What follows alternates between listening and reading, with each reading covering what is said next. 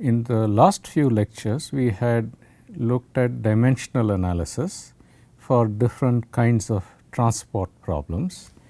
If you recall, we first started our analysis with the settling of a particle in under conditions of due to gravity, and in that case we had examined how the drag force, the force generated due to the fluid flow around the particle, exerts a force on the particle as it is settling down. That force depends upon the diameter, the velocity, the density and the viscosity. The diameter and the velocity are properties of the particle, and the viscosity and the density are the fluid properties.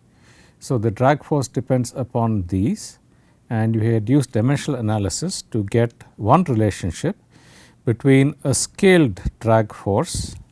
It can be scaled either with the viscous or inertial scales, and the Reynolds number, where the Reynolds number is rho u d by mu, ratio of inertial and viscous effects.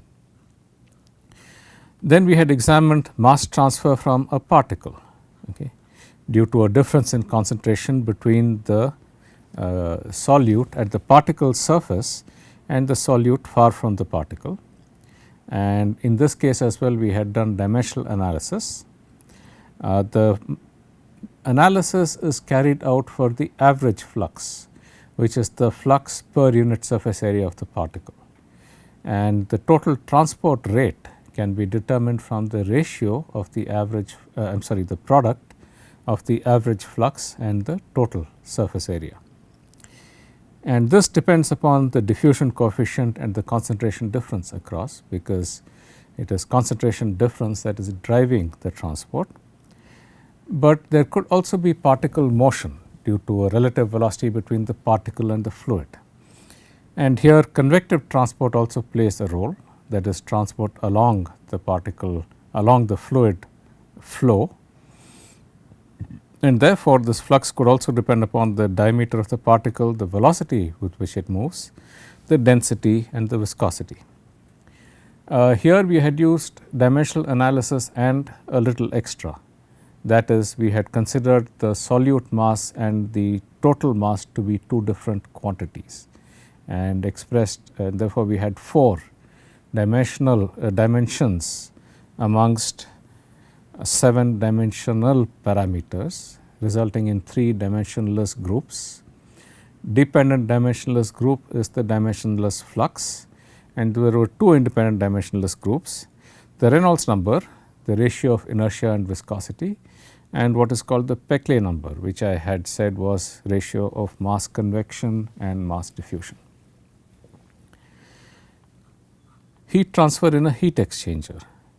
Here as well, the average flux per unit area of the transport surface, that is flux per unit area of the surface of the tube, is what is expressed in terms of the independent parameters.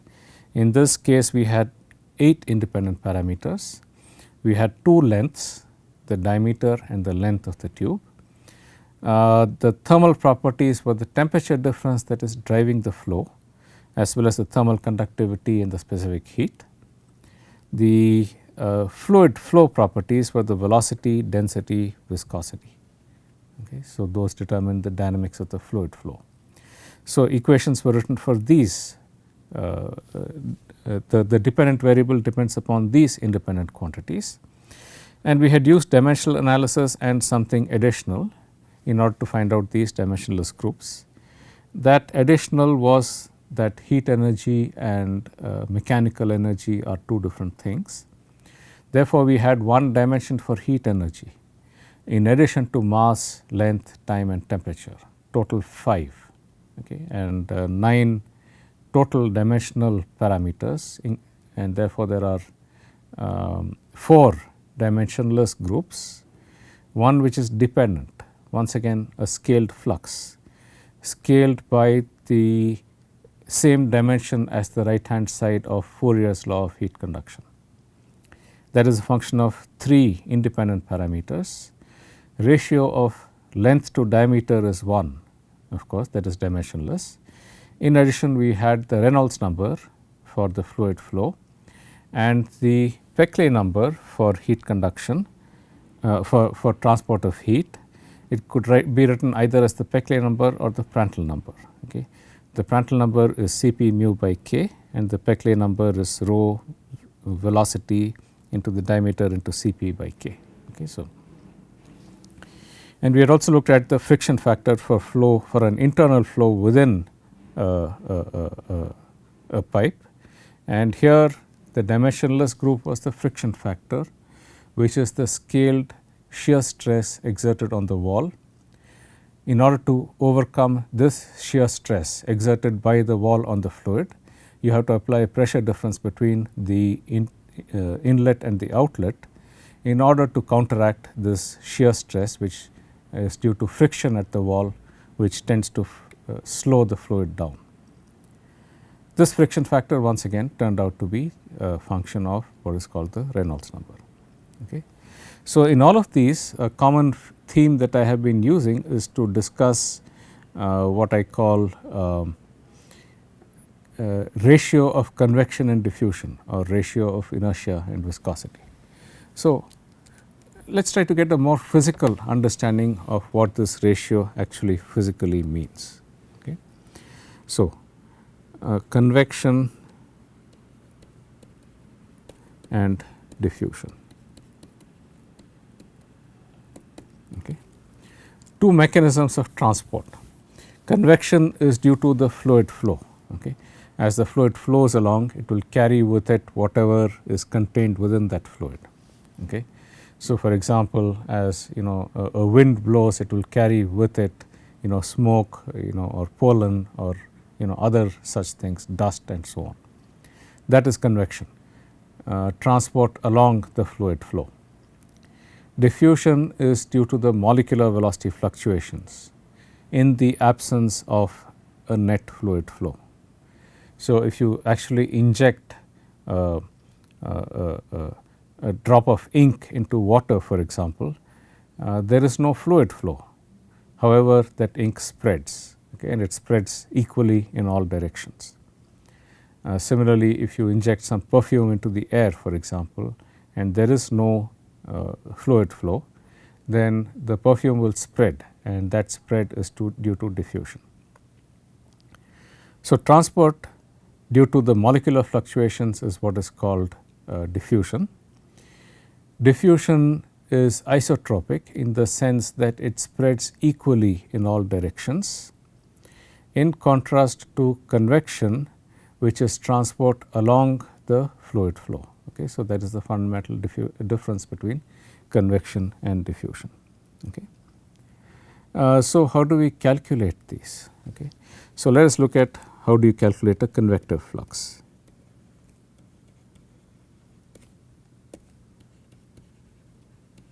Okay.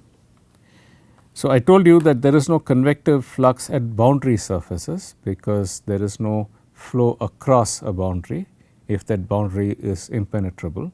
Therefore, convection takes place only within the fluid, okay, along the fluid velocity. Okay. Okay. So, let us say that I have a surface within the fluid, okay, surface area delta S, okay, and there is some velocity perpendicular to the surface, that is Vn. Okay.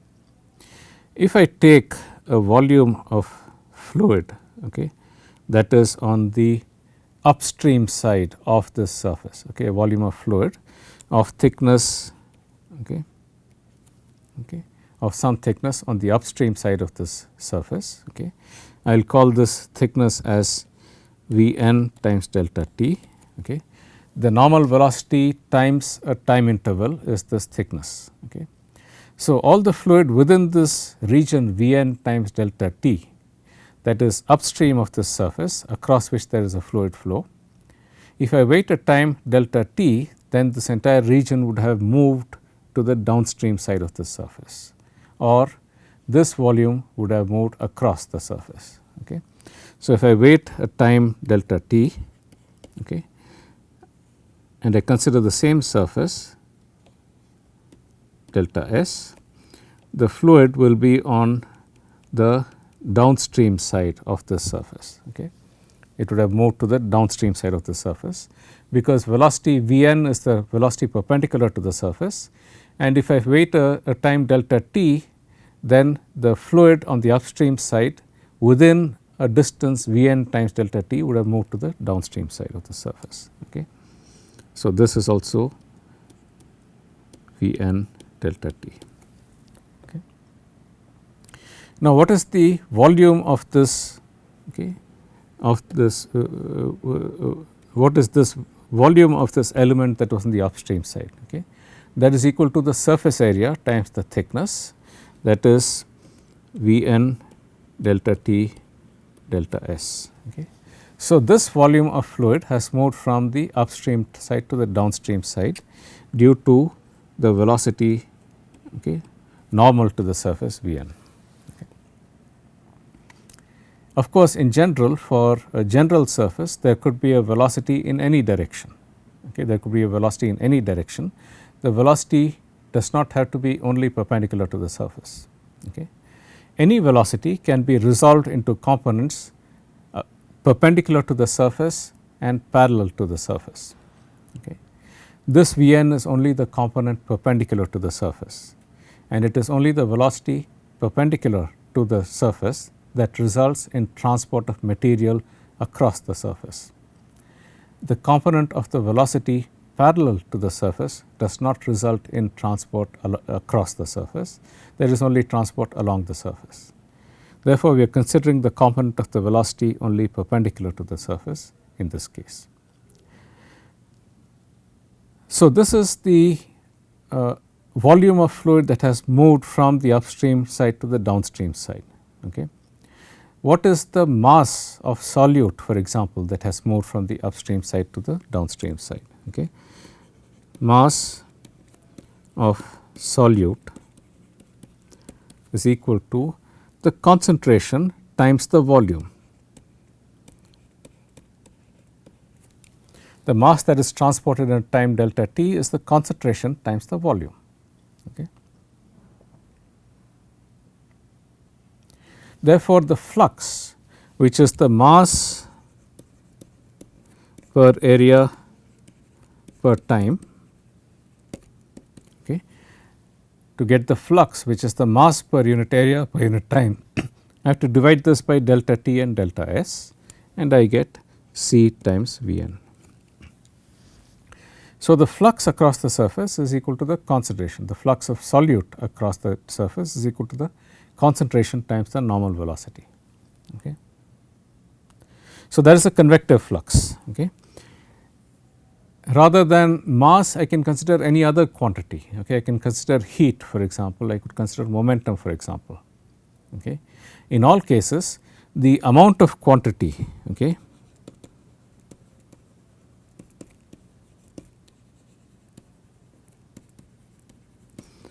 transported,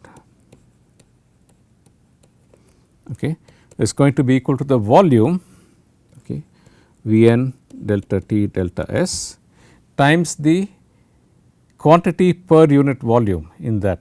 Okay. So, I will call this as Q, okay, the quantity per unit volume. Okay. This could be the energy per unit volume for heat transfer, the mass per unit volume for mass transfer, momentum per unit volume for momentum transfer. Okay. Therefore, the quantity, the flux, which is equal to the quantity per area per time. Okay. This is equal to Vn times the Q. Okay. It is equal to Vn times the density of quantity.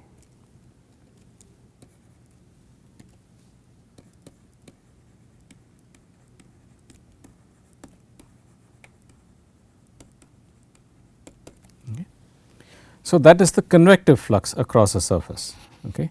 So, the convective flux of energy, so heat flux for example, would be the enthalpy density rho Cp T, the enthalpy density times Vn. Okay. Momentum flux, okay, would be, for example, if you consider the momentum in some particular x direction, it will be rho Vx times Vn, okay, and so forth. Okay. So, that is the convective flux of a quantity. Okay. Is equal to the velocity times the density of that quantity. Okay. What is the diffusive flux?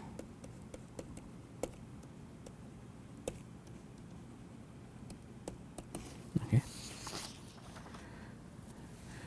The general expression is the flux of a quantity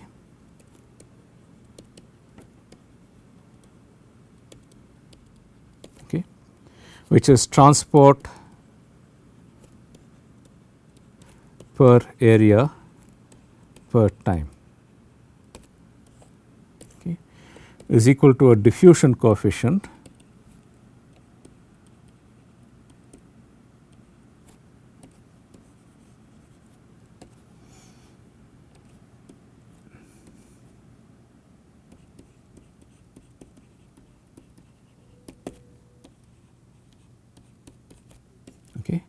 times difference in density divided by the thickness across which diffusion is taking place. Okay. So, let me illustrate this with some concrete examples. Okay. If I have a diffusion across a slab, okay, of thickness delta z, okay, and you have a difference delta c across this, okay,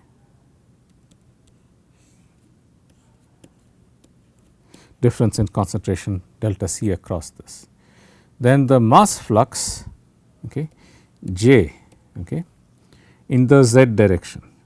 The mass flux is in the direction of variation of the concentration. Okay. If the concentration is varying in this z direction, okay, in this z direction, then the mass flux is in that z direction, okay, is equal to, I should have a negative sign here because mass transport takes place from higher concentration to lower concentration.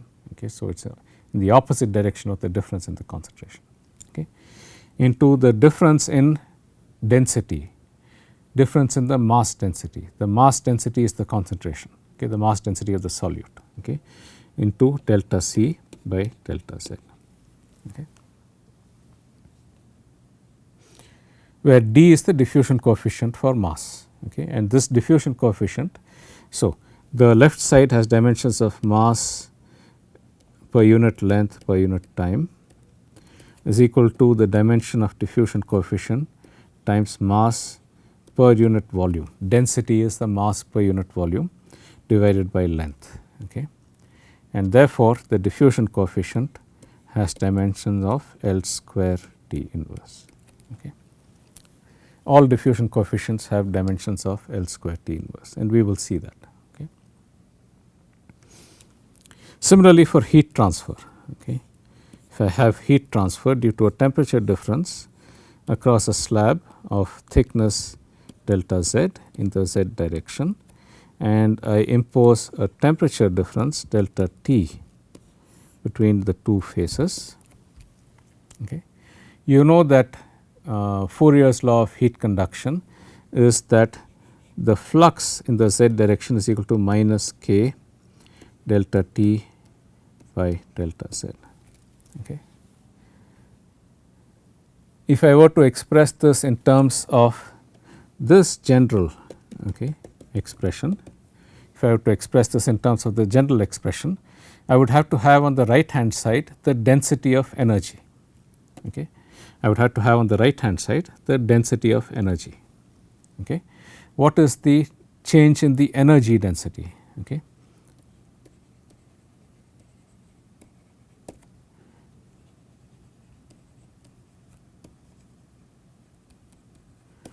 This is equal to rho Cp times T is the energy, where T is the absolute temperature, and therefore, the change in energy due to a change in temperature is equal to rho Cp delta T. Okay. This is the change in the, it is actually the enthalpy, okay, but I will just call it as E, okay, in a small letter. Okay. So, therefore, I can equivalently write this expression as Qz is equal to minus K by rho Cp, assuming that the density and the specific heat do not change, delta of rho Cp T by delta Z. Okay. The energy density, okay, the change in the energy density between the two surfaces in the Z direction. Okay.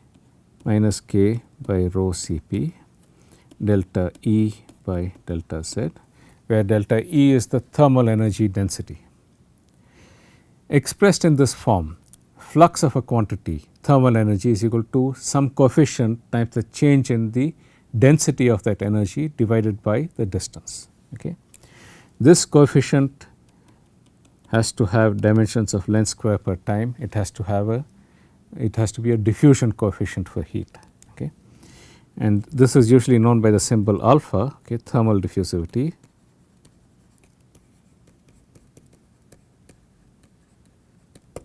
Alpha is equal to K by rho Cp.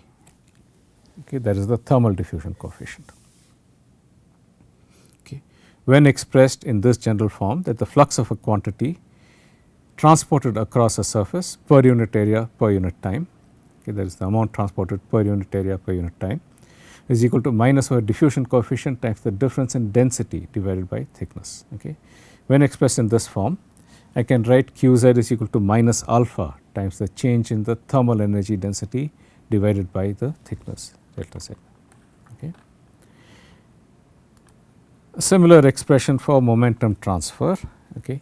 In this case, I have two surfaces separated by a distance delta Z.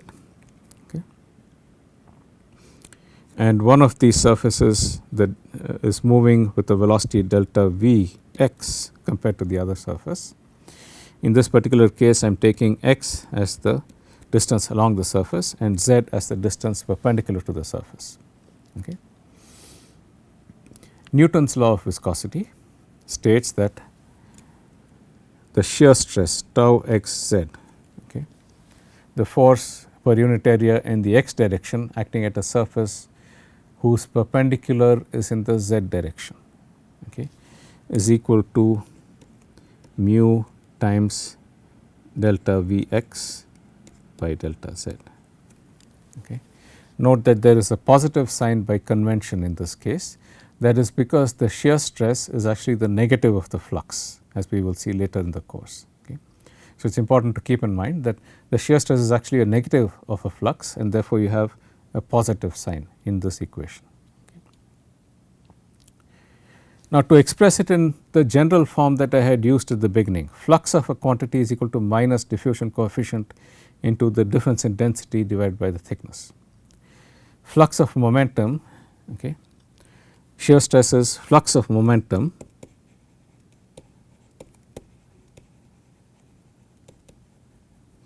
okay. This has to be written as some coefficient times the density of momentum, change in the density of momentum with respect to distance, okay. Delta of rho Vx. Momentum is mass times velocity, momentum density is mass density times velocity, that is momentum per unit volume is mass per unit volume divided by the velocity by delta Z, and from Fick's law of diffusion this has to be mu by rho, okay, that has to be the coefficient. Okay. And as I said, this is the negative of the flux, okay, this is the negative of the flux, that is shear stress, and therefore, there is a negative sign on the left side, which has the same form as this general equation, which has exactly the same form as this general equation, okay, where the diffusion coefficient, okay, okay, this thing is called the momentum diffusion coefficient. Okay. Nu is equal to mu by rho. Okay. So, therefore, I have the mass diffusion coefficient for mass transfer, thermal diffusion coefficient for heat transfer. Okay. You can easily verify that this has the same dimensions of length square per time. okay, the thermal diffusion coefficient will have the same dimensions as length square per time. Okay. If you recall the dimension of the thermal conductivity, it is m L T power minus 3 theta inverse divided by m L power minus 3 into L square T power minus 2 theta inverse. Okay. And if you put all of these together, you can easily verify that this has dimensions of the thetas will cancel out, the mass will cancel out, and this will have L square T inverse. Okay. Similarly, this one, the dimension is m L inverse T inverse for the viscosity divided by m L power minus 3 for the density, which once again gives you L square T inverse. So, all of these diffusion coefficients have dimensions of L square T inverse. Okay. So, there is a physical interpretation of these constitutive relations, the Fick's law for diffusion, the Fourier's law for heat conduction, and Newton's law for viscosity. Okay. So, these, as I told you, apply locally at each point within the fluid. It does not apply for the average quantities. Okay. However, as far as average quantities are concerned, you can define the ratio of fluxes, the convective ratio of convection and diffusion simply based upon the two mechanisms of transport. Okay. We know that the convective transport is a velocity times the concentration. Diffusive transport is diffusion coefficient times concentration by distance. Therefore, velocity times distance divided by the diffusion coefficient has to be the ratio of convection and diffusion. So, we will come back and we will look at that a little later, but before that I should define for you what are the quantities that we will be using in dimensional analysis. The quantities being used in dimensional analysis are not local quantities delta z and so on, they are related to the system, okay, as a whole. Okay. And the flows within these systems can be classified into two types. Okay. One is what are called flows within conduits. Okay. These are, for example, flows in channels or tubes and so on. Okay. Okay. If you have some flow within a channel or a tube like a pipe flow, for example, heat exchanger and so on. And the other is flows around objects, okay. Flow around a spherical object, for example, due to a relative velocity between the object and the fluid around it, or flow past a flat plate, for example. Okay. Okay. Okay. The difference between the flow around an object and flow past a flat plate is that for an object like a sphere, for example, there is a substantial deformation of the streamlines around that object. There is effectively a blocking of the flow by the presence of that object. So, there is a substantial deformation of the streamlines around that object, whereas flow past a flat plate, for example, there is no substantial deformation of the streamlines because the projected area perpendicular to the flow is very small. Okay. The projected area perpendicular to the flow is very small compared to, for example, the length of the object.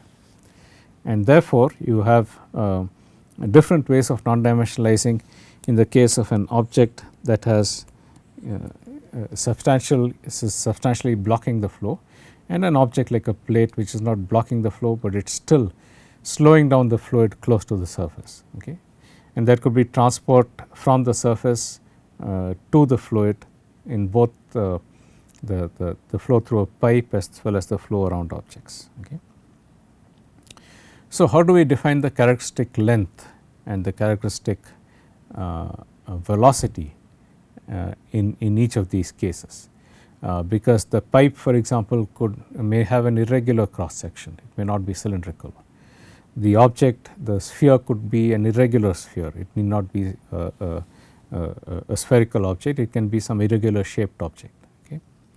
So, in these cases how do you define the average fluxes and how do you define the characteristic length scale and the characteristic velocity scale for use in defining these dimensionless groups. Okay. So, those are defined in different ways for heat and mass transfer and for momentum transfer. Okay. So, in the next lecture I will start with how do we define these characteristic velocity, length and velocity scales and I am sorry the characteristic flux, length and velocity scales for these objects, and then we will proceed to define the dimensionless groups, okay, and get a better physical understanding of what these dimensionless groups mean. This I will continue in the next lecture. I will see you then.